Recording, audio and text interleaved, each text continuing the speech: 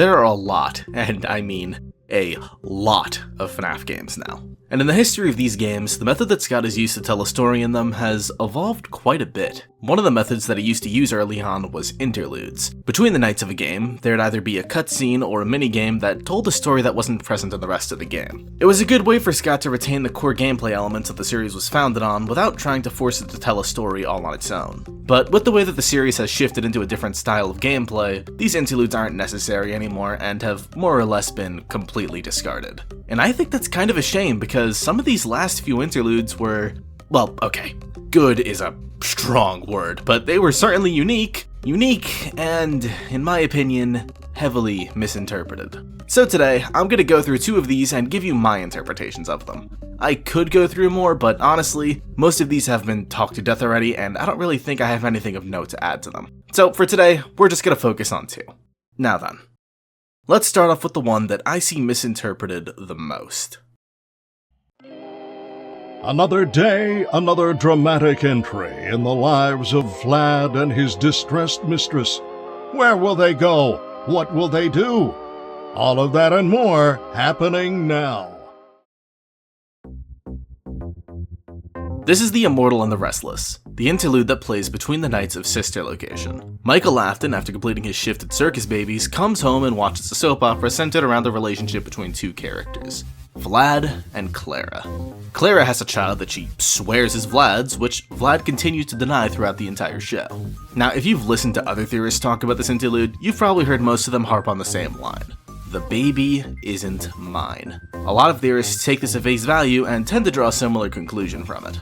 Since Vlad is dressed in all purple, they assume that he's a stand-in for William Afton, and since he constantly says that the baby isn't his, they then assume that it means that one of William's children isn't biologically his. Pair that with the bad habit he has of kidnapping kids and other forms of FNAF media, and all of a sudden, you have reason to believe that William Afton has this same habit in the games, and that one of his children is biologically someone else's. On one hand, I get why people come to this conclusion, as it's probably the easiest interpretation to come to. However, in its simplicity, this conclusion misses the key detail that completely breaks this line of thought apart. This baby is Vlad's. That's undoubtedly his son. I mean, he's literally a vampire, complete with the same undead skin tone as Vlad and the same vampiric abilities. But if this is Vlad's son, then the interpretation that this interlude is telling us about one of Afton's kids not being his own is fundamentally flawed. And if anything, it's actually telling us the opposite. Let's take a step back and look at this interlude from a different perspective. Vlad, an undead man dressed in all purple, is having regular arguments with his wife Clara, claiming that he's not the father of her child despite the fact that he very clearly is. Now, thinking about it like that, you can pretty easily come to a very different interpretation of what this is trying to tell you. Vlad being undead and wearing all purple feels like a pretty big hint that he is supposed to be a stand-in for William Afton, so we can keep that part of the original assumption. Which would make Clara the elusive Mrs. Afton, and the baby, well, one of his kids. A child that he specifically doesn't want and doesn't seem to have any love for. On the note of this baby, it's a boy that literally looks like Vlad would as a toddler, and has multiple vampiric attributes just to further drive in the point that these two look similar to each other. All that together, I think that this baby is supposed to be a stand-in for Michael when he was still a baby, and it's telling us that William didn't want him. And because of that, William was somewhat of an absent parent, leading to Michael and his younger siblings being neglected as kids, which, of course, led to the tragedy that eventually struck the entire family. This is further backed up by the fact that we see this interlude in Sister Location, the game notorious for the fact that the animatronics end up mistaking Michael for his father William. And Michael being neglected by his father for his entire life could be an explanation for why Michael torments his brother throughout the entirety of the FNAF 4 minigames, especially since his mother is nowhere to be seen. And to top it all off, if William never wanted Michael in the first place, then the idea that William would eventually go on to run experiments on him during the actual nights of FNAF 4 becomes even more plausible than it already was, as well as William sending him down to a bunker where he'd almost certainly be killed. Personally, I'm entirely convinced that this is what this interlude is trying to tell us. I get why people came to the conclusion that it was telling us that William was a kidnapper in the games, and for what it's worth, he definitely can still be a kidnapper, but this interlude isn't evidence of that at all. Instead, it's telling us that William never loved or wanted Michael in the first place. As for whether or not he cared about the rest of his kids, nah, probably not. I don't think he disliked them, though. Unlike Mike, who I truthfully believe that William never liked from the day that he was born. The other two kids, I doubt he loved them much at all, but we don't have reason to think that he hated them, I guess. I don't know, that's not important. All we really need to know is that this interlude is telling us that will care is bullshit and we shouldn't be entertaining the idea of it. That takes care of the Immortal and the Restless. We actually got through that pretty fast, so surely we're halfway through this video and this next segment won't be twice as long. Right?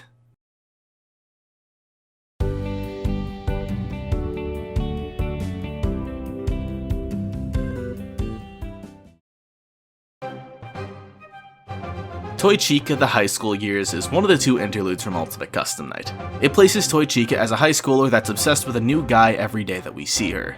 But every time she has a new boy to obsess over, she has a new memento from the last person to catch her interest. We see her infatuated with 6 characters in total, all represented by different animatronics. On top of these 6, she already has a hook resembling Foxy's in the first cutscene we see her in, so there are a total of 7 victims. Just like with the Immortal and the Restless, this interlude also has a mostly accepted consensus among theorists when it comes to what it's trying to tell us. That, of course, being the missing children incident. Toy Chica is our William Afton stand-in, and her constant acts of trying to get her hands on her classmates are meant to represent the MCI, and how William got exceedingly more extreme as time passed. Now, before I continue down that line of thought, there's something that I'm gonna need to address before everyone yells about it in the comments, especially given my history on this channel. Toy Chica describes how she plans to capture the guy she's obsessing over in every one of these interludes, and in one of them, she specifically mentions going through a window, which people have used as a means to connect this to Midnight Motorist. Now, as the guy who spent about 100 nights too many thinking about that godforsaken minigame, I can say with relative confidence that I don't think Midnight Motorist and the Toy Chica interludes have anything to do with each other. While it is interesting that Toy Chica talks about going through a window, especially after describing getting one of her victims using a method very similar to how William got Susie, you also have to consider what else Toy Chica says about this future victim. She talks about finding a window, sure, but her contingencies for that aren't breaking through the window. Instead, it's either coming down a chimney or lighting the house on fire. 2 things which don't happen anywhere in Midnight Motorist. So no, I don't think that this is giving us any hints toward Midnight Motorist at all. None of this is particularly relevant to the rest of the video, but I know that if I didn't bring it up here, everyone else would bring it up in the comments. This is me getting ahead of that headache. Now that I've gotten my monthly fix of mental damage by way of Midnight Motorist, we can get back to the actual topic at hand. What's the point of this interlude? Well, as I said, the most popular theory is that it's describing the missing children incident, but there's a pretty big issue with that. The numbers don't line up with it unless you start stretching the rules. Including the one that we don't see, Toy Chica has a total of 7 victims. When Ultimate Custom Night came out, we were all still under the impression that the MCI only had 5 dead kids, as the 6th wasn't a thought until the first Fazbear Frights book that came out next year. Though we know that Fazbear Frights was in production by the time that UCN's development was wrapping up, so it's fair to say that a 6th child was already planned. As for the 7th child, well, at that point the best answer is probably Charlie. She could be the first one, disconnected from the rest of the victims as she wasn't included in the MCI, and then the secret 6th victim can be the last character, represented by Pigpatch. On the topic of the 6th victim, we need to have a little discussion about a certain character from the books. Andrew. Full disclosure, this character and the conversation around him is something that deserves a video on its own, and I might get around to doing that one day. But until then, let me give you the spark notes. Andrew is a character from Fazbear Frights, most notably from the Stitch Wraith epilogues. The reason that he seems more important than almost any other character that originates from Fazbear Frights is because he lines up particularly well with the vengeful spirit that we see in Ultimate Custom Night. Because as we see in the Man in Room 1280, Andrew tethered his soul to William Afton's and kept him alive in a never-ending nightmare, which seems to be exactly what the vengeful spirit is doing to him throughout Ultimate Custom Night. While I do understand these points, I don't think that Andrew is the vengeful spirit that we see in the games. The main reason for this is because it feels like Ultimate Custom Night is more or less screaming in our faces that Golden Freddy is representative of the vengeful spirit, twitching uncontrollably when you clear the game's harder difficulties, and refusing to die when hit with a death coin. These 2 things, along with the security logbook giving us the name Cassidy with a gravestone, led to the belief that Cassidy is the name of the child who went on to possess Golden Freddy, as well as being one of the unnamed gravestones from FNAF 6, and on top of all that, the vengeful spirit seen in Ultimate Custom Night. But then Fazbear Frights gave us Andrew, the Man in Room 1280, and the 6th MCI victim. A character doing to Afton what seems to be happening in the games was more than enough to convince a good chunk of people that this was Scott's intention for the identity of the vengeful spirit, the forgotten 6th victim of the missing children incident, Andrew. All of a sudden, the continuity debate has taken hold over the entire community, and the idea of a general consensus is entirely lost to the wind. And then, something that the community had waited years for finally happened. The FNAF movie. And along with the movie, we got an official novel retelling the events of it. And in this novel, we get a very interesting epilogue. The blonde boy went through the door into a small, hardly more than a closet-sized room. He looked at where the light from the hallway landed on the room's bare, dusty checkerboard floor, and beyond that to the yellow rabbit slumped in a corner. Not a rabbit, a man in a horrible costume. A twitching man slouched in a massive spread of blood. It was rust-colored, dried blood that was stuck to the floor, maybe forever. The boy watched the man from the doorway, taking satisfaction in the man's suffering. The boy wanted that suffering to go on as long as the stain on the floor, maybe longer.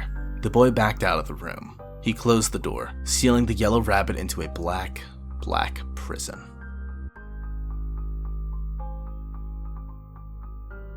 The blonde boy in question is the spirit possessing Golden Freddy in the movie, and in this epilogue we see him take satisfaction in William Afton's suffering, and wants to get to last as long as possible. He even ends the story by sealing him away in what is referred to as a prison. Not only that, but the actor has blonde hair in a style very similar to that of the vengeful spirit image we see in Ultimate Custom Night. And this isn't a natural hair color for him. The actor dyed his hair for the purpose of filming this movie. So we have a kid with blonde hair that possesses Golden Freddy, enjoys the idea of William Afton suffering for all the pain that he's caused, locks him away in a prison where nobody can ever reach him, seemingly leads the rest of the lost souls possessing the animatronics, and even has a specific interest in Mike's younger sibling. No matter how you put it, this version of Golden Freddy lines up almost perfectly with how the community perceived Cassidy as the vengeful spirit. You might be saying, but the movie isn't in continuity with the games. And sure, you can say that. Just as easily as I can say that Fazbear Frights isn't in continuity with the games. That's the problem with the continuity debate, and why I'm probably not ever going to make a video on it in the future.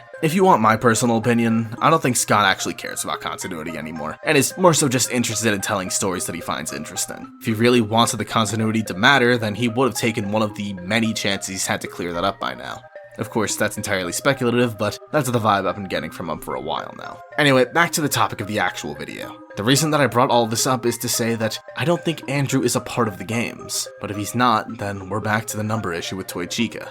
We're missing a 7th victim. Who's left to include? Well, I think a change in perspective will be just as helpful here as it was for the Immortal and the Restless. We never see the first victim, only the following 6. Therefore, we have a group of 6 with one character coming before all of them. 6 characters are directly paired together by something, and the 7th relates in some sense, but slightly differs. Now, when it comes to relevant groups of 6 in the franchise, we have something besides the MCI to consider. The 6 gravestones in a forest with a big tree in the Lorekeeper ending of FNAF 6. And what do we see in the final episode of this interlude? Toy Chica sitting in a forest under a big tree. This is meant to be the same scene. The 6 victims we see Toy Chica go after aren't meant to represent the MCI. They're the 6 children on the marked graves we see in FNAF 6. Gabriel, Fritz, Susie, Jeremy, and then presumably, Charlotte and Cassidy. This leaves only the first off-screen victim. As for who this could be, well, the only answers that really make any sense to me are Afton's children. Specifically Elizabeth and the Crying Child. I don't think that one is considerably more likely than the other, but if I had to pick, I'd pick the Crying Child. Elizabeth seemed to be pretty loyal to Afton throughout FNAF 6, so it'd be pretty weird to see her being related to the rest of these characters. Meanwhile, the Crying Child has always had a connection with the rest of them. Cassidy through the logbook, and everyone else through Happiest Day. Is this the perfect fit? No, probably not. I'm sure that I lost quite a few people during the Andrew segment, to be honest. But it's the best way that I can make all of these pieces fit together. And speaking of pieces fitting together, let's talk about the one piece that I can't fit in anywhere. I'm like 99% sure that this is important, I just don't know exactly how yet. You see, in all these interludes besides the last one, Toy Chica closes with this line. There's only one thing that could possibly go wrong. But there's another recurring ending line as well. He'll be mine forever. I just know it. This line is repeated for the first 4 victims that we see, but not for the final 2. That feels intentional to me, but how?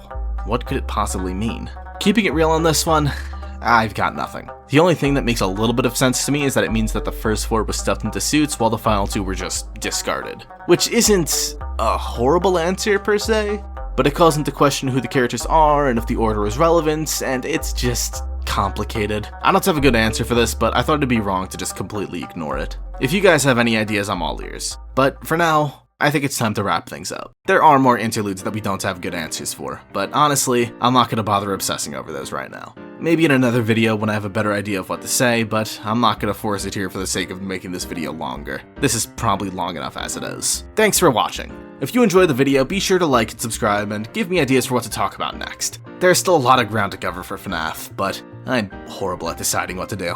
Give me ideas and I'll hopefully be able to land on a topic to make a video on sooner. Until then, take it easy.